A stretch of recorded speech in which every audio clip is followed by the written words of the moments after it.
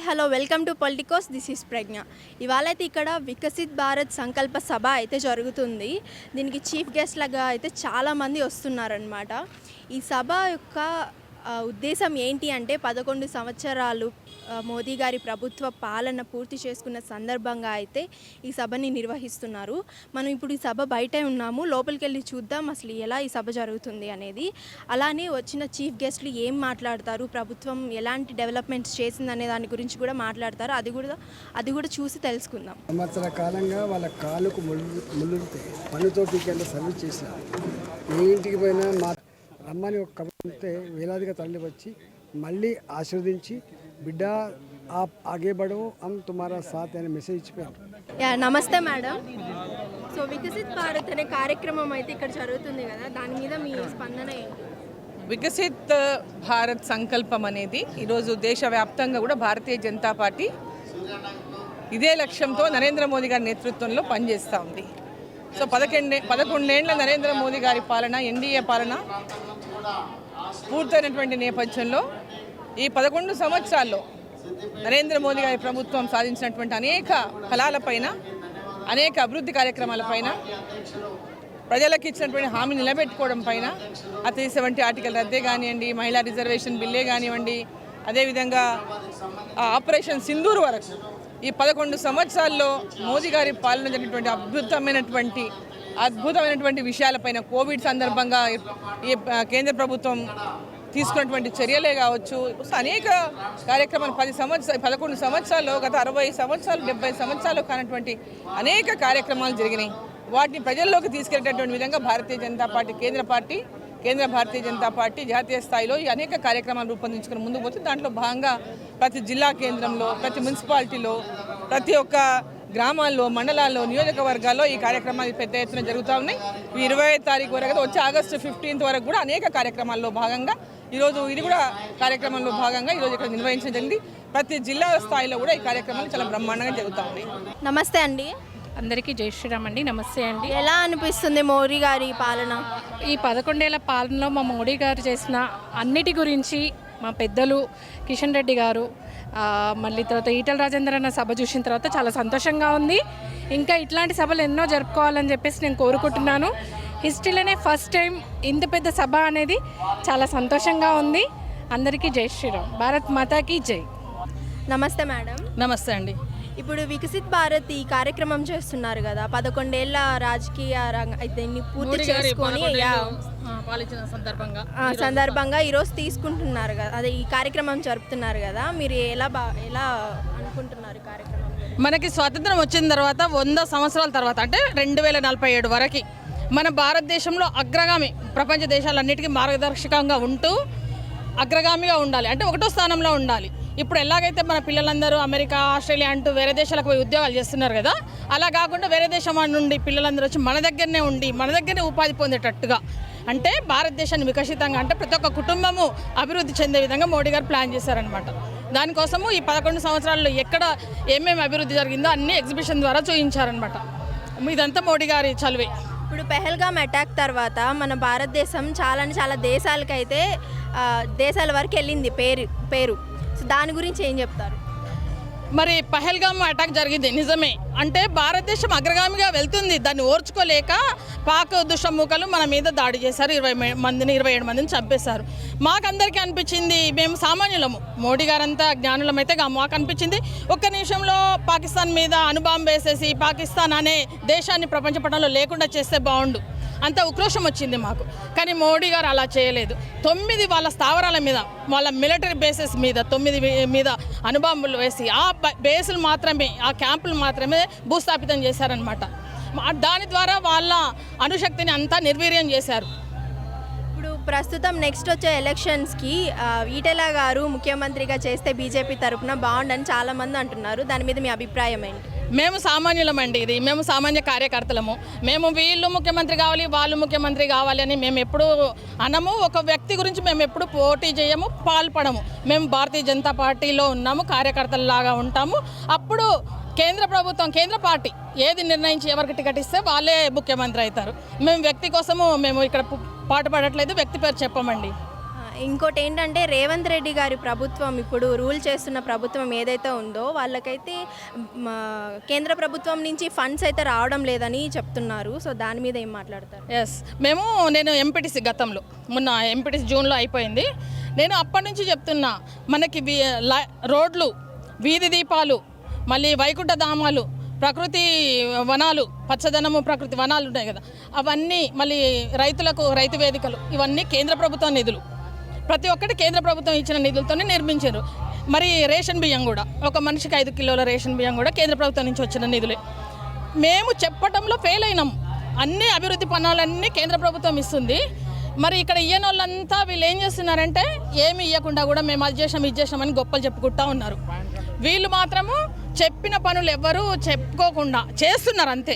ఇవ్వని హామీలు కూడా నెరవేర్చి ప్రతి కుటుంబము, అంటే అంత్యోదయ చిన్న లాస్ట్ కుటుంబము వరకు వాళ్ళందరూ సుభిక్షంగా శాంతితో బతకాలి, ఆర్థికంగా అభివృద్ధి చెందాలని మోడీ గారి ప్రభుత్వం కృషి చేస్తుంది. దానికి మేమందరము వికసిత్ భారత్గా 2047 వరకు మేము వికసిత్ భారతదేశంలో ఉండాలని దానికోసం మేము కూడా అందరం కృషి చేస్తున్నాం. Thank you. నమస్తే అండి. నమస్తే అమ్మా.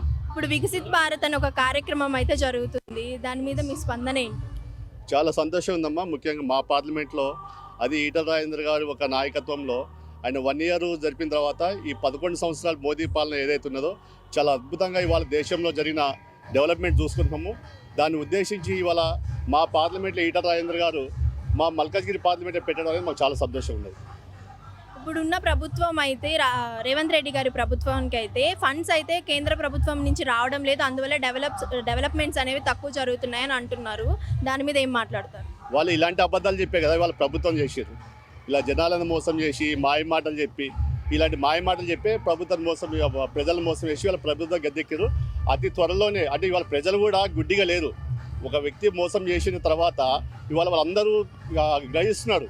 సెంట్రల్లో మోదీ గారు ఏ విధంగా చేస్తున్నారు, స్టేట్ గవర్నమెంట్లో ఉన్న కాంగ్రెస్ గవర్నమెంట్ హైడ్రా అని పేరుతోటి ప్రజల్ని ఏ విధంగా బాధ పెడుతున్నారో గ్రహిస్తున్నారు.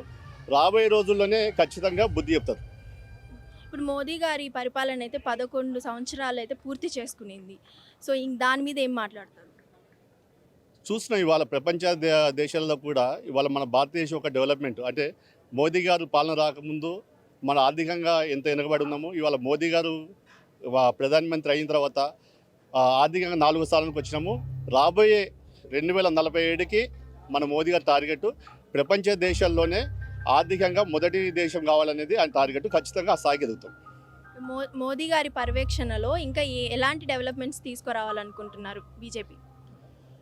ఇక మోదీ గారి పర్యవేక్షణ అంటే ఇక ఆయన ఆలోచన విధానం చాలా ఉంటాయి. ఆయన స్థాయికి మనం ఆలోచించేంత గొప్పటోళం కాదు. ఇవాళ ఇలాంటి ఒక డెవలప్మెంట్ కూడా ఉంటుందా అని చెప్పేసి ఇవాళ మోదీ గారి పాలనలోనే చూస్తున్నాము. కాబట్టి మోదీ గారు ఉన్నంత కాలం ఈ దేశానికి ఎలాంటి లోటు లేదు. ఇంకోటి ఏంటంటే పెహల్గామ్ అటాక్ అందరికీ తెలిసిందే. అది ఆ అటాక్ తర్వాత మన భారతదేశం గురించి అన్ని దేశాలు అయితే మాట్లాడుకుంటున్నాయి. దానికి కారణం మోదీ గారే. సో దాని గురించి ఏం మాట్లాడతారు? మరి గతంలో చూసుకుంటే కాంగ్రెస్ గవర్నమెంట్ ఉన్నప్పుడు మన దేశం మీద ఎన్నోసార్లు అటాక్ జరిగింది. అటాక్ జరిగినప్పుడు కూడా మన ఆర్మీ స్ట్రాంగ్ ఉన్నా కూడా అప్పుడున్న ప్రభుత్వము వాళ్ళకి సరైన సహకారాలు ఇవ్వకపోవడం వల్ల, మళ్ళీ వాళ్ళు సరైన పర్మిషన్ ఇవ్వకపోవడం వల్ల మన చేతులు కట్టేసి ఆర్మీని కూర్చోబెట్టింది. ఇవాళ మోదీ గారు వచ్చిన తర్వాత ఆర్మీకి స్వేచ్ఛనివ్వడంతో ఇవాళ మన ఆర్మీ అనేది, మన భారతదేశం యొక్క శక్తితనం అనేది ప్రపంచ దేశాలకి మన ఆర్మీ చూపిస్తుంది. దీనికి కారణం కేవలం మోదీ గారు. ఇంకోటి నెక్స్ట్ వచ్చే ఎలక్షన్స్లో ఈటెల గారు ముఖ్యమంత్రిగా బీజేపీ తరఫున చేస్తారు అని ఒక రూమర్ అయితే ఉంది. దాని గురించి ఏం చెప్తారు? కావాలని మేము అందరం అనుకుంటున్నాము. అలాంటి నాయకుడు, గొప్ప నాయకుడు, ప్రజల మనిషి ఈటల రాజేందర్ గారు. అలాంటి నాయకుడు ముఖ్యమంత్రి అయితే కూడా ఈ తెలంగాణ రాష్ట్రానికి ఉన్న దరిద్రం మొత్తం పోయి ప్రజలందరూ చాలా సుఖ సంతోషాలతో ఖచ్చితంగా ఉంటారు. నమస్తే అండి. నమస్తే. ఇప్పుడైతే 11 ఏళ్ల మోదీ పాలన అయితే పూర్తి చేసుకునింది. దాని సందర్భంగా ఏం మాట్లాడతారు? ఈరోజు మొట్టమొదటిగా ఈ యొక్క ఇంపీరియల్ గార్డెన్స్లో ఈటల రాజేందర్ గారు ఒక ఎంపీగా ఏర్పాటై వారు ఎంపీగా ఎన్నుకున్న తర్వాత సంవత్సర కాలం జరిగింది. దాంట్లో భాగంగా అదేవిధంగా ఈ కేంద్ర ప్రభుత్వం ఏర్పాటై 11 సంవత్సరాలు అవుతుంది. ముఖ్యంగా ఈ దేశానికి నరేంద్ర మోడీ గారి నాయకత్వంలో ఏం అభివృద్ధి జరిగింది, అదేవిధంగా ముఖ్యంగా తెలంగాణలో ఎన్ని నిధులు ఇవ్వడం జరిగింది అనే దానికే ఈరోజు ఇంపీరియల్ గార్డెన్లో జరుగుతున్నటువంటి ఫోటో ఎగ్జిబిషన్ కార్యక్రమం అని చెప్పి తెలియజేస్తాను. దాంట్లో భాగంగానే ఈరోజు అదేవిధంగా సంవత్సర కాలంలో ఈటల రాజేందర్ గారు ఈ మల్కాజ్గిరికి ఏమేమి అభివృద్ధి పనులు చేశారు, ఎలాంటి కార్యక్రమాల్లో ఇష్యూస్ మీద వారు అడ్రస్ చేశారు, ఇవన్నీ విషయాల మీదనే ఈ ఫోటో ఎగ్జిబిషన్ కార్యక్రమాన్ని ఏర్పాటు చేశాము. గతంలో కేసీఆర్ చెప్తా ఉన్నాడు, ఈ యొక్క రాష్ట్రానికి 11 రూపాయలు కూడా లేదు బీజేపీ పార్టీ అని బీజేపీ ప్రభుత్వం అని చెప్తా ఉన్నాడు. నేను అడుగుతా ఉన్నాను, నిజంగా కేసీఆర్ ఫామ్ హౌస్ని విడిచిపెట్టి ఒక్కసారి ఇంపీరియల్ గార్డెన్లో ఈటల రాజేందర్ గారు ఏర్పాటు చేసినటువంటి ఈ యొక్క ఎగ్జిబిషన్ని తిలకించు. 11 లక్షల కోట్లు ఏ విధంగా ఇచ్చారో ఇక్కడ పూర్తిగా తెలియజేయడం జరిగింది, వివరణతో సహా తెలియజేయడం జరిగింది. అంటే కేంద్ర ప్రభుత్వం నుంచి ఎలాంటి నిధులు అయితే రాలేదు డెవలప్మెంట్కి అని ఇప్పుడున్న ప్రభుత్వంలో అయితే చెప్తున్నారు. దాని గురించి ఏం మాట్లాడుతారు? అదే అంటున్నాండి, నిజంగా రేవంత్ రెడ్డి గారు కూడా అదే సవాల్ విసురుతా ఉన్నాను. ఈరోజు గతంలో ఇదే మల్కాజ్గిరికి ఎంపీగా ప్రాతినిధ్యం వహించినటువంటి రేవంత్ రెడ్డి ఒక్కనాడు కూడా ప్రజల్లో తిరిగిన దాఖలేదని ప్రజలు అంటా ఉన్నారు. ఈరోజు ఈటల రాజేందర్ గారు వచ్చిన తర్వాత పెళ్ళిలే ఉండొచ్చు, పేరంటాలే ఉండొచ్చు, అదేవిధంగా గుడిలే ఉండొచ్చు, శంకుస్థాపనలే ఉండొచ్చు, లేకపోతే గుడి యొక్క శంకుస్థాపనలే ఉండొచ్చు, లేకపోతే ప్రజా సమస్యలే ఉండొచ్చు, ఏ ఇష్యూస్ అయినా కూడా రోడ్లే ఉండొచ్చు, డెవలప్మెంట్స్ ఉండొచ్చు. అనుక్షణం 24/7 ఈరోజు ప్రజలు అందుబాటులో ఉన్నటువంటి నాయకుడు ఈటల రాజేందర్ అని చెప్పి ప్రజలు హర్షిస్తూ ఉన్నారు. అందులో భాగంగా ఈరోజు రేవంత్ రెడ్డి ప్రభుత్వం వచ్చిన తర్వాత కేంద్ర ప్రభుత్వం నుంచి 1,50,000 కోట్లు ఇప్పటివరకు ఇవ్వడం జరిగిందని చెప్పి మా కిషన్ రెడ్డి గారు అనేక సందర్భాలు చెప్పడం జరిగింది. మరి అవి వాస్తవాలు కాదా? కానట్టయితే చర్చకు రా అని చెప్పి మేము హెచ్చరిస్తూ ఉన్నాం. ఇంకోటి ఏంటంటే బీసీ మైనారిటీ వాళ్ళకి రిజర్వేషన్లు అయితే ఇవ్వడం లేదు కేంద్ర ప్రభుత్వం అని అంటున్నారు. దాని గురించి ఎలాంటి చర్యలు అయితే తీసుకోవడం లేదని ఇప్పుడున్న ప్రభుత్వం అయితే చెప్తుంది. దాని గురించి ఏం మాట్లాడతారు? బీసీలకి పెద్ద ఎత్తున పీట వేస్తుందే భారతీయ జనతా పార్టీ. ఈరోజు నరేంద్ర మోడీ గారి ఒక ఓబీసీ వారి రోజు ఒక ప్రధానమంత్రి, వారి గతంలో భారతీయ జనతా పార్టీ నాయకత్వంలో ఒక మైనార్టీ బిడ్డ అయినటువంటి అబ్దుల్ కలాంని రాష్ట్రపతి చేసింది భారతీయ జనతా పార్టీ. మళ్ళా కోవింద్ గారిని ఒక ఎస్సీ దళిత వ్యక్తులుగా అది ఇక్కడ రాష్ట్రపతి చేసింది భారతీయ జనతా పార్టీ. మొన్న ముర్ము గారు ఒక గిరిజన బిడ్డని రాష్ట్రపతి చేసింది భారతీయ జనతా పార్టీ. ఈరోజు భారతీయ జనతా పార్టీ అంటే బడుగు బలిగిన వర్గాలకి అండగా నిలిచే పార్టీగా భారతీయ జనతా పార్టీ ఉంది. నిజంగా రేవంత్ రెడ్డి గారు చిత్తశుద్ధి ఉంటే రేపు వెళ్ళేటువంటి స్థానిక సంస్థ ఎన్నికల్లో 42% రిజర్వేషన్ అమలు చేసి వెళ్లాల్సింది కోరుతా ఉన్నాను. దాంట్లో నుంచి ముస్లింలను తొలగించి ముస్లింలకు ఉన్నటువంటి రిజర్వేషన్ ముస్లింలకు ఇచ్చి కేవలం బీసీలకి 42% రిజర్వేషన్ ఇచ్చి ముందుకు పోవాలని నేను తెలియజేస్తా ఉన్నాను. ఇంకోటండి, నెక్స్ట్ వచ్చే ఎలక్షన్స్కి ఈటెల గారు ముఖ్యమంత్రి అయితే బీజేపీ తరఫున బాగుంటుందని చాలామంది కార్యకర్తలు అయితే అంటూ ఉన్నారు. దాని గురించి దాన్ని మన స్థాయి నాయకత్వం కాదండి, అది ప్రజలు కేంద్ర ప్రభుత్వము కేంద్ర నాయకులు అందరూ కూడా కలిసి దాన్ని నిర్ణయించుకుంటారు. అది ఇంకా చాలా సమయం ఉంది. ఇక ముందు మనము పోరాటం చేయాల్సి ఉంది. ప్రజల సమస్యల మీద ఇంకా ముందు పోవాల్సిన అవసరం ఉంది.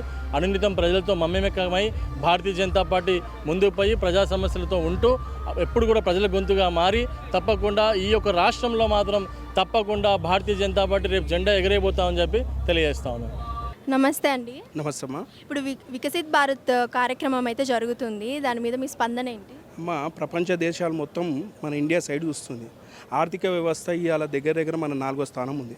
దేశం మొత్తం నరేంద్ర మోడీ గారి గురించి ఏ దేశానికి పోయినా నరేంద్ర మోడీ గారికి పాదాభివందనం చేస్తారు. ఇవాళ మన ఇండియా అని ప్రపంచ దేశాలు ఇండియా గురించి చూస్తుంది. ఇంకొకటి బాగా గుర్తుంచుకోండి అమ్మ, ఇప్పుడు కొన్ని దేశాలు ఉన్నాయి, నరేంద్ర మోడీ గారు పోతే పాదాభివందనం చేస్తారు. ఎందుకు? మన దేశం స్ట్రాండ్గా ఉండేవాటికే, మన దేశం మీద నరేంద్ర మోడీ గారి పథకాలు మంచిగా ఉండేవాటికే. నిన్న మొన్న పాకిస్తాన్ తోటి పంచాదైంది. ఏం చేసిరు? వాళ్ళు ఏదో ఒత్తగోరి పాకిస్తాన్లో సైలెంట్ ఉన్నారు. కానీ ఒకటే దెబ్బకు 10 రోజులల్లా పాకిస్తాన్కి బుద్ధి చెప్పే స్టేజ్ మన నరేంద్ర మోడీ గారు చేశారు అమ్మ. అంటే ఇప్పుడు కేంద్ర ప్రభుత్వం నుంచి ఎలాంటి నిధులు అయితే రావడం లేదు తెలంగాణ రాష్ట్రానికి అని అయితే రేవంత్ రెడ్డి గారి ప్రభుత్వం అంటుంది. సో దాని గురించి ఏం మాట్లాడతారు? అంటే నిజంగానే కేంద్ర ప్రభుత్వం నుంచి నిధులు ఏం రావడం లేదా? ఒకటి అమ్మ బాగా గుర్తుంచుకోరి, ఇంద్రమ్మ ఇల్లు అని చెప్తారు. ఎవరి డబ్బులు? 2,80,000 కేంద్ర ప్రభుత్వం డబ్బులు. అవి 2,80,000 కేంద్ర ప్రభుత్వం. రాష్ట్ర ప్రభుత్వాన్ని ఎన్ని నువ్వు పథకాలు ఇప్పుడు 5 కిలోల బియ్యం ఎవరు ఇస్తారు? కేంద్ర ప్రభుత్వం ఇస్తుంది. ఇవాళ రోడ్లు ఓవల్ చేస్తారు, కేంద్ర ప్రభుత్వం చేస్తారు. రాష్ట్ర ప్రభుత్వానికి దమ్ము ధైర్యం ఉంటే స్థానిక సమస్య ఎలక్షన్లు పెట్టమాడండి. ఎలక్షన్లు పెడితే అప్పుడు తెలుస్తుంది ఏందో. ఇలా నీ అంతలో నువ్వు రేవంత్ రెడ్డి గారు ఆయనంతలో ఆయన మాట్లాడుకొని డబ్బుల విషయంలో ఇవి ముచ్చట కాదు. నువ్వు ఎందుకు భయపడుతున్నావు? స్థానిక సమస్యలు చేస్తే నీకేందో తెలుస్తుంది. ఇవాళ మేము 8 మంది ఎంపీలు, 8 మంది ఎమ్మెల్యేలు, 8 మంది ఇప్పుడు 2 ఎమ్మెల్సీలు. మా స్టాండర్డ్ మాకుంది. ఇలా రాష్ట్ర ప్రభుత్వం దగ్గర డబ్బులు లేక, ఆయనకు ఎలక్షన్ల మీద అవగాహన లేక ఆయన ఎలక్షన్లు పెడతలేడు. బరాబర్ రాష్ట్ర ప్రభుత్వం కేంద్ర ప్రభుత్వం డబ్బులు ఇస్తుంది. ఇలా డబ్బులు ఇచ్చే వాటికే మొన్ననే చెప్పిండు అమ్మా, ఏమని చెప్పిండు, అరే నన్ను దొంగ లెక్కలు చూస్తారు, చెప్పులు గిట్ల ఎత్తుకపోతా అని చెప్పారు. ఎవరి ఇలా మనం కేంద్ర ప్రభుత్వం డబ్బులు ఇస్తేనే కదా రాష్ట్ర ప్రభుత్వాన్ని నడిచేది. ఆయనకంత సీన్ లేదు అంటే బాగుండదు, కానీ పెద్ద మనిషి ఆ రకంగా నేను ఇట్లా మాట్లాడొద్దు. ఒకటి బాగా గుర్తుంచుకోరు, రాష్ట్రంలో ఈరోజు కలిసే ప్రతి ఒక్క పథకాలు ఇట్లా కేంద్ర ప్రభుత్వం రాష్ట్ర ప్రభుత్వం డబ్బులు లేవు, స్థానిక సంస్థ ఎలక్షన్ చేసే దమ్ము లేదు. ఆయన ఇవాళ అన్నీ మాట్లాడుతుండు. మొన్న ఎంపీలు లేరు ఎవరు, ఇంతకుముందు బీఆర్ఎస్ పార్టీ ఒక పార్టీ ఉంది, వాళ్ళ గురించి మాట్లాడే తక్కువ, కానీ వాళ్ళకి ఎమ్మెల్యేలు దొరుకుతో లేరు. మొన్నదాకా ఏమైంది, ఎంపీలను లివ్వడలే, ఎమ్మెల్సీల క్యాండిడేట్ని లివ్వెడతలేరు, సపరేట్ కాలంతలా నిమ్మలంగూరు.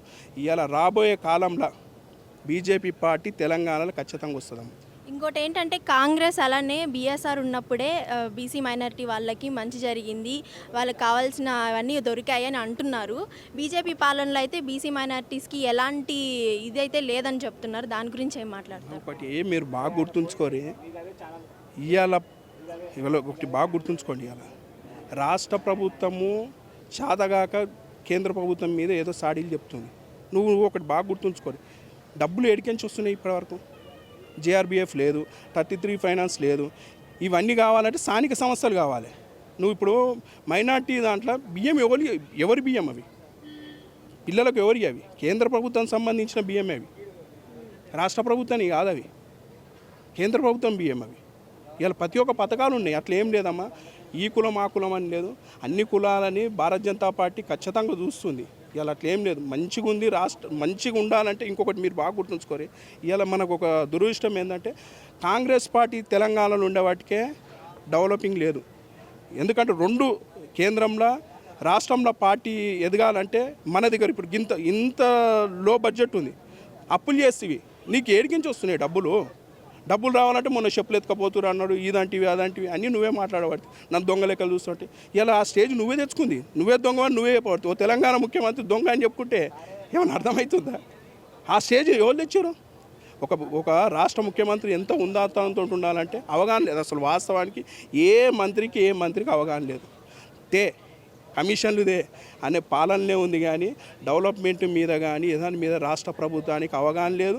అవగాహన ఉన్న మంత్రులే లేరు. అలా మంత్రి అవగాహన ఉన్న మంత్రి ఉండే సీతక్కని మొన్న మహిళా ఏది ఇంటర్నేషనల్ వాళ్ళు వచ్చారు, సీతక్కకు తెలుగే రాదు, ఆమెకి ఇంగ్లీషే రాదు, ఆమెను పెడతావు నువ్వు, ఆమె ఇజ్జత్ తీసి అంటే. నువ్వు బాగా గుర్తుంచుకోండి, మహిళలకు సంబంధించి ఏదైనా ప్రోగ్రామ్ చేస్తే మహిళా మంత్రికి వచ్చి ఆమె కన్నా ఇంగ్లీష్ అన్న కొద్దిగా రావాలి కదా. ఈమె మాట్లాడేది ఆమె తెలియదు. గట్లాంటి మంత్రులు నీ దగ్గర, నీ పాలన గట్లాంటి మంత్రులు. ఏ మంత్రికి అవగాహన ఉంది చెప్పండి ఒక మాట? ఈ మంత్రి ఈ సబ్జెక్ట్ మీద మాట్లాడిన మంత్రి ఒక మంత్రి పేరు చెప్పండి. అందుకే భారతీయ జనతా పార్టీ తెలంగాణ రాష్ట్రంలో వస్తేనే శ్రీరామ రక్ష. ఖచ్చితంగా ఈ పార్టీ తెలంగాణలో రావాలి, ఉన్నోళ్ళకి అందరికీ అభివృద్ధి కావాలి, డబుల్ ఇంజన్ సర్కార్ రావాలి, నరేంద్ర మోడీ గారి పథకాలు రావాలి, వస్తేనే తెలంగాణ డెవలప్ అవుతుంది. లేకపోతే ఇంకొకసారి ఇట్లా ఈ జనాలకి ఇట్లా కొద్దిగా ఇట్లా ఆలోచన చేస్తే ఇవాళ నేను లక్షల కోట్లు అప్పు అయింది, లక్షల కోట్ల అప్పు చేస్తున్నారు. అప్పుడు బీఆర్ఎస్ పార్టీ చేసారు, ఇప్పుడు కాంగ్రెస్ పార్టీ చేస్తారు. ఖచ్చితంగా బీజేపీ పార్టీ తెలంగాణలో వస్తేనే తెలంగాణ అభివృద్ధి అవుతుంది. నమస్తే అండి. నమస్తే. ఇప్పుడు వికసిత్ భారత్ కార్యక్రమం అయితే జరుగుతుంది. మోదీ గారి పాలన 11 సంవత్సరాలు పూర్తి చేసుకున్న సందర్భంగా అయితే ఈ కార్యక్రమం జరుపుకుంటున్నారు. దీని మీద ఏం మాట్లాడతారు? ఈరోజు సికింద్రాబాద్లో ఇంపీరియల్ గార్డెన్లో జరుగుతున్న ప్రోగ్రాం, ఈటల రాజేందర్ గారి ఆధ్వర్యంలో జరిగే ప్రోగ్రాము చాలా సక్సెస్ఫుల్ జరిగింది. ఈ ప్రోగ్రాంలో ముఖ్యంగా కార్యం ఏంటంటే 11 సంవత్సరాల నుంచి ఏదైతే మోడీ గారు పరిపాలనలో జరిగిన అభివృద్ధి కార్యక్రమాలను ప్రజలలో కరెక్ట్గా చేరవట్లేదు. ఎందుకంటే ప్రతిసారి ఏ పొలిటికల్ పార్టీస్ ఏవైతే వ్యతిరేకంగా మాట్లాడుతున్నాయో అందులో ముఖ్యంగా కాంగ్రెస్, ప్రజలలో అందరికీ ముందు నుంచే తెలుసు కాంగ్రెస్ అనే పార్టీ ఒక పెద్ద ఫ్రాడ్ పార్టీ. ఆ పార్టీలో ఉన్న ముఖ్యంగా ఉన్న ఏదైతే సోనియా గాంధీ కానీ రాహుల్ గాంధీ కానీ వాళ్ళకే ఒక పేరు లేదు, ఎవరిదో పేరుతోటి పరిపాలిస్తూ ఉన్నారు. మన ప్రజలు కూడా వాళ్ళని నమ్ముకుంటూ ఇన్ని రోజుల నుంచి వాళ్ళని ఓట్లేసి గెలిపిస్తూ ఉన్నారు. మళ్ళీ ఆ గెలిపించిన తర్వాత ఎంతసేపు అక్కడ ఉన్న పథకాలు ఏమున్నాయి, వీళ్ళు వచ్చి ఇక్కడ గెలుస్తానికి కుర్చీ కోసము అంత ఫ్రాడ్ అన్ని అబద్ధాలు చెప్పి కుర్చీ పొందుతూ ఉన్నారు. But at the end of the day వాళ్ళు చేసేది, వాళ్ళు చెప్పేదానికి ఏ ఫలితాలు ఉండవు. బీజేపీ అనే ఒక పార్టీ చాలా జెన్యూన్గా ఒక సిద్ధాంతాలైన పార్టీ కాబట్టి వాళ్ళు ప్రజలలో ఏదైతే వాళ్ళ ఉన్న పథకాలు కరెక్ట్గా చేరేటట్టు అయితే 100% రాబోయే ఎలక్షన్లో బీజేపీ పార్టీ ఖచ్చితంగా పూర్తి స్థాయిగా మనము గవర్నమెంట్ ఫామ్ చేసే అనే ప్రసక్తి కనిపిస్తూ ఉన్నది.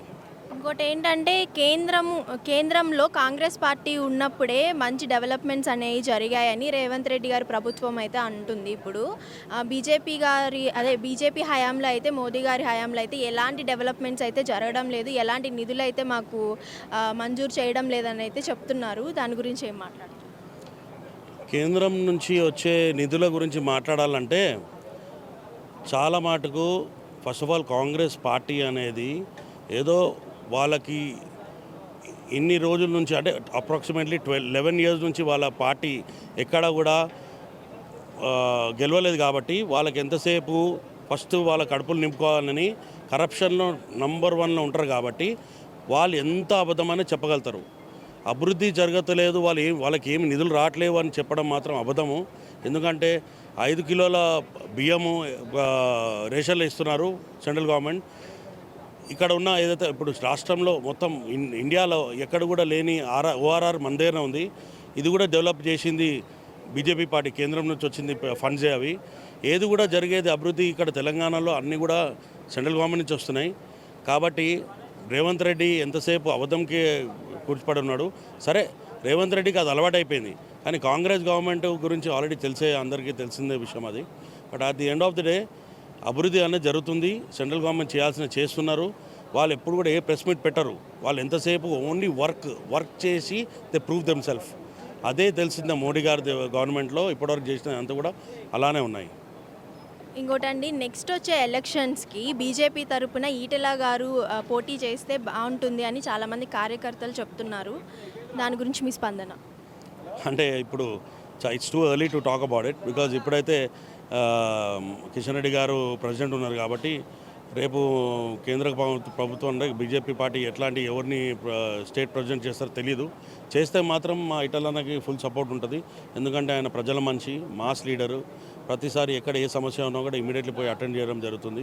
ఏ మెడికల్ ప్రాబ్లం ఉన్నా, ఏ హెల్త్ ప్రాబ్లం ఉన్నా, ఏ schools, colleges, anything, even drainage problem ఉన్నా కూడా ఇదివరకు మీరు చెప్పినారు మొత్తం స్టేజ్ మీద ఒక కార్పొరేటర్ లెటరేట్ మీద 2 CR ఆయన సెంట్రల్ గవర్నమెంట్ నుంచి ఆయన నిధులు తెచ్చాడంటే it's a very big thing. And generally అది ఎప్పుడు జరగలేదు ఇంతవరకు. సో చరిత్రలో ఎప్పుడు ఏది జరిగింది అట్లాంటి మనిషి ఇంత చేయగలుగుతున్నాడంటే generally it is a very good sign, because we need a leader like that. అట్లాంటి లీడర్ కానీ మాకు స్టేట్ ప్రెసిడెంట్ అయితే definitely he'll become CM. Tomorrow he can also become a prime minister. So is a very good guy. And మాలాంటి వాళ్ళు చాలామంది సపోర్ట్గా ఉన్నారు. We are all highly educated people. And also definitely BJP is supporting BJP is supporting a lot of youth people. So youth ఎప్పుడైతే ముందుకు వస్తుందో education వస్తుంది, educated people వస్తారు. ఎడ్యుకేటెడ్ పీపుల్ ముందుకు వచ్చిన తర్వాత ఆటోమేటిక్లీ సిస్టమ్ చేంజ్ అవుతుంది. ఎందుకంటే ఎంతసేపు కలెక్టర్స్ కానీ, ఆర్డీఓస్ కానీ, MROs కానీ వాళ్ళు ఉన్నంత వరకు ఎనీథింగ్ సిస్టమేటికల్గా జరగాలంటే ఎడ్యుకేషన్ ఉండాలి. అదే అంగూడ చాప్ ఎవరైతే ఏం చదువుకునే వాళ్ళు పొలిటికల్గా వస్తే ఆబ్వియస్లీ వాళ్ళకు కూడా ఉంటుంది నాలెడ్జ్, కానీ ఎడ్యుకేషన్ ఉంటే సిస్టమ్ వేరే ఉంటుంది. And that will be a very big prosperity for the country. And at this moment India లాంటి కంట్రీకి ఎడ్యుకేషన్ పీపుల్ రావాలా, పొలిటికల్గా చాలా అభివృద్ధి చెందాలని నా ఉద్దేశం. నమస్తే అండి. నమస్తే. సో ఇక్కడైతే వికసిత్ భారత్ కార్యక్రమం అయితే జరిగింది. మోదీ గారు 11 సంవత్సరాల పరిపాలన పూర్తి చేసుకున్న సందర్భంగా ఇదైతే చేస్తున్నారు. సో దీనికి మీరు ఎలా స్పందిస్తున్నారు? ముందుగా తెలంగాణ రాష్ట్ర ప్రజలందరికీ పేరు హృదయపూర్వక నమస్కారాలు తెలియజేస్తూ, నా పేరు భట్టు నాగేశ్వరరావు. భారత ప్రభుత్వ టెలికమ్యూనికేషన్ హైదరాబాద్ అడ్వైజరీ కమిటీ సభ్యులుగా గిరిజన మోర్చా రాష్ట్ర అధికార ప్రతినిధిగా సేవలు అందిస్తున్నాను. ముఖ్యంగా ఈరోజు ఒక గిరిజన సమాజం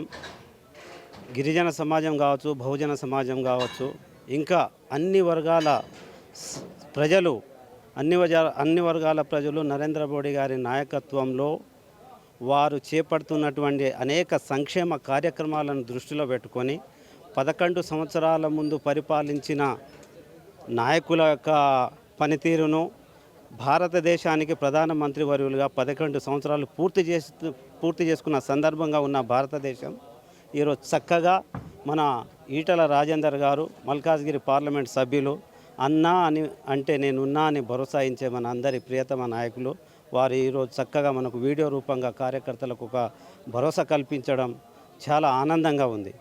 అంటే ఇది మల్కాజ్గిరికి ఒక ప్రత్యేకమైన పేరు ఉన్నది. మల్కాజ్గిరి అంటే ఒక మినీ ఇండియాగా పేరుగాంచింది భారతదేశంలో. అలాంటి మల్కాజ్గిరికి మన ఉద్యమ నాయకులు తెలంగాణ రాష్ట్రంలో ఉద్యమాల సైతం వారు పోరాటాలు చేసిన ఉద్యమ నాయకుడు ఈ గడ్డ మీద ప్రాతినిధ్యం వహించడం చాలా గర్వకారణంగా ఉంది. అనునిత్యం ఈటల రాజేందర్ గారి ఇంటికి వందలాది సంఖ్యలో పేదలు అట్టడుగు వర్గాల ప్రజలు వారి తలుపును తడితే భరోసా ఇచ్చే గొప్ప నాయకుడు. ఈరోజు వారి యొక్క సంవత్సర కాలం పూర్తయిన సందర్భంగా వారు ప్రజలకు అందించిన సేవలు భారతదేశంలో స్త్రీలకు కావచ్చు, ఉగ్రవాదుల ఆటంకాలకు అరికట్టే విధంగా నరేంద్ర మోడీ గారి నాయకత్వం ఏ విధంగా పనిచేసిందో చక్కగా వారు ప్రతి కార్యకర్తకు తెలియజేయడం చాలా ఆనందంగా ఉన్నది. ముఖ్యంగా ఈ సభ ద్వారా మనం ప్రజలకు చెప్పదలసింది ఏంటంటే, ఈ తెలంగాణ రాష్ట్రంలో అనేక సంక్షేమ పథకాలు అందిస్తున్నా కూడా కేంద్రం యొక్క నిధులతోనే అనేక సంక్షేమ పథకాలు మనకు అందుతున్నాయి. కానీ గ్రామీణ పట్టణ ప్రాంతాలలో నరేంద్ర మోడీ గారు చేపడుతున్నటువంటి సంక్షేమ పథకాలు రాష్ట్ర ప్రభుత్వానికి అందజేస్తున్న అనేక నిధులు ప్రజలకు తెలియజేయడంలో కొంచెం జాప్యం జరుగుతుంది. కాబట్టి రాష్ట్ర నాయకులకు ఒకటే కోరుకుంటున్నాం, కేంద్ర ప్రభుత్వం అనేక సంక్షేమ పథకాలకు రాష్ట్రానికి నిధులు అందిస్తుంది. అది ప్రజలకు తెలియాలంటే గ్రామీణ ప్రాంతాల వరకు నరేంద్ర మోడీ గారు అందిస్తున్నటువంటి తెలంగాణ రాష్ట్రానికి అందిస్తున్నటువంటి బడ్జెట్ పట్ల కూడా ప్రజలకు చైతన్యం కల్పించాలా. ఇప్పుడు ఒకసారి టీఆర్ఎస్ ప్రభుత్వాన్ని చూసుకున్నారు, ఇంకోసారి ఇప్పుడు ఏదో టీఆర్ఎస్ ప్రభుత్వం ప్రజలకు పట్టించుకోకుండా ఈగో ఫీలింగ్కు పోయి వాళ్ళు ఈ ధనిక రాష్ట్రాన్ని ఒక అప్పుల రాష్ట్రంగా తయారు చేసి వెళ్ళారు. అదే కాంగ్రెస్ ప్రభుత్వం కూడా ఒకసారి అవకాశం ఇస్తే వారు ప్రజల్లో ఏదో మార్పు తెస్తారు, ప్రజలకు ఏదో మంచి సంక్షేమ పథకాలు అందిస్తారని చెప్పి వారికి ఒక అవకాశం ఇచ్చారు. కానీ కాంగ్రెస్ ప్రభుత్వం కూడా విఫలంగా ఫెయిల్యూర్ అయింది. ఇప్పుడు ఈటల రాజేందర్ గారు చివరిగా ఒక మాట ప్రజలకు ఒకటి విన్నపం చేశారు. ఏమని అంటే, చక్కటి ఉదాహరణ ఏం చెప్పారంటే, నాయకుడు అనేవాడు ప్రజలు ఒక్కసారి అవకాశం ఇస్తారు, ఆ అవకాశం ఇచ్చిన ప్రజలకు మనం పని చేసినా పని చేయకున్నా మనకు పీరియడ్ అయిపోతుంది. ఈరోజు నేను నాయకుడు ఉండవచ్చు, రేపు ఇంకొక పొజిషన్లో ఉండవచ్చు, లేదా ఆ పోస్టే నాకు ఉండకపోవచ్చు. కానీ అనునిత్యం ప్రజలు మన దగ్గరికి వచ్చినప్పుడు, మనకు వాళ్ళు సంప్రదించినప్పుడు వారి బాధలను అర్థం చేసుకొని వారికి భరోసా కల్పించి వారి కాళ్లకు ముళ్ళు కుచ్చుకుంటే పండ్లతోనే తీసే విధంగా నాయకుడు అనేవాడు వాళ్లకు భరోసా కల్పించిన నాయకుడుకు ఎప్పుడు ఎక్కడ కూడా తిరుగు ఉండదు అని ప్రతి కార్యకర్తకు పిలుపునిచ్చిన మన ప్రియతమ నాయకులు గౌరవ శ్రీ ఈటల రాజేందర్ గారికి ఈ తెలంగాణ రాష్ట్ర ప్రజల తరపున మేము కృతజ్ఞతలు, ధన్యవాదాలు తెలియజేస్తున్నాము. ఒక గిరిజన ముద్దుబిడ్డగా మాకు అనేక సమస్యలు వచ్చినాయి. అప్పుడు మేము కూడా ఈటల రాజేందర్ గారి కాన్స్టిట్యున్సీలో ఒక ఇన్ఛార్జిగా వారి ఎలక్షన్లో తిరగడం జరిగింది. నేను తిరిగిన ప్రాంతాలలో కూడా వారిని తీసుకెళ్ళి ఆ సమస్యలను కూడా పరిష్కార మార్గం చూపే విధంగా వారి దగ్గరకు తీసుకెళ్ళినప్పుడు వారు సానుకూలంగా స్పందిస్తూ వినడమే కాకుండా ఏ ప్రాంతంలో ఎక్కడ సమస్య ఉన్నది నడవండి అని చెప్పేసి ఆ ప్రాంతానికి వచ్చి వారు స్వయంగా ఆ యొక్క సమస్యలను అర్థం చేసుకొని పరిష్కార మార్గం చూపే వ్యక్తి మన ఈటల రాజేందర్. కాబట్టి దేశం అన్ని రంగాలలో సస్యశ్యామలంగా ఉండాలంటే ప్రతి చిన్న పిల్లవాడిని అడిగినా చెప్తుంది. ఈరోజు గల్లీలో ఎవరైనా ఉండవచ్చు, కానీ బాస్ సింగిల్గా ఒక్కడే ఉండాలి. భారతదేశానికి బాస్ ఒక్కడే ఉండాలి. నరేంద్ర మోడీ గారి నాయకత్వంలోనే ఈ దేశం అన్ని రంగాలలో అభివృద్ధి చెందుతుంది. ఏ శత్రుముఖలు కూడా భారతదేశం వైపు చూడాలంటే గజ గజ వణికే కార్యక్రమం నరేంద్ర మోడీ గారు వారికి చేసి చూపించారని చెప్పేసి ప్రజలందరూ నరేంద్ర మోడీ గారి నాయకత్వాన్ని కోరుకుంటున్నారు. ఈటల రాజేందర్ గారు ఈ సభను సక్సెస్ చేసిర్రు. ఈటల రాజేందర్ గారు ఒక పిలుపు ఇవ్వటంతోనే మల్కాజ్గిరి పార్లమెంట్ మొత్తం కూడా కార్యకర్తల దగ్గర నుండి నాయకుల దగ్గర వరకు దగ్గరుండి మా మీటింగ్ అని చెప్పేసి వారు ఒక బాధ్యతగా తీసుకొని ఈ సభను సక్సెస్ చేయడం చాలా సంతోషకరంగా ఉంది. చూశారు కదా, వికసిత్ భారత్ సంకల్ప సభ అయితే ఎంతో గ్రాండ్గా అయితే జరిగింది. చాలామంది ప్రజలు అయితే వచ్చి సభనైతే చాలా చూస్తూ చాలా ఆనందించారనమాట. అలానే చీఫ్ గెస్ట్లుగా అయితే కేంద్ర మంత్రి కిషన్ రెడ్డి, అలానే ఈటెల రాజేంద్ర, కేంద్రం నుంచి అయితే సునీల్ బన్సల్ వచ్చారు. మోదీ గారు 11 సంవత్సరాల పరిపాలన పూర్తి చేసుకున్న సందర్భంగా అయితే ఈ వికసిత్ భారత్ కార్యక్రమాన్ని అయితే వాళ్ళు చేయడం అయితే జరిగిందనమాట. ఈ సందర్భంగా అయితే చాలా వరకు కార్యకర్తలు కానీ ఇక్కడికి వచ్చిన ప్రతినిధులు కానీ ఒకటే అంటున్నారు, ఇప్పుడున్న రాష్ట్రం రేవంత్ రెడ్డి గారి ప్రభుత్వం అయితే కేంద్రం నుంచి ఎలాంటి నిధులు అయితే రావడం లేదు అని అయితే చెప్పింది డెవలప్మెంట్కి. కానీ కేంద్రం కొన్ని బయటికి చెప్పుకోవడం లేదు, కానీ రాష్ట్రాలకు ఇవ్వాల్సిన నిధులు అయితే ఖచ్చితంగా ఇస్తుంది అని బీజేపీ ప్రతినిధులు అయితే చెప్తున్నారనమాట. సో చూడాలి వాళ్ళు చెప్పిన వాటికి ఇప్పుడున్న ప్రభుత్వం ఎలాంటి స్పందన ఇస్తుందో అనేది. సో ఇప్పటి వరకు ఉన్న అప్డేట్స్ అయితే ఇవి. చూస్తూనే ఉండండి పొలిటికోస్. కెమెరామ్యాన్ చంద్రశేఖర్తో reporter Pragna. Please subscribe to the channel and download the Politicos app from the links in the description.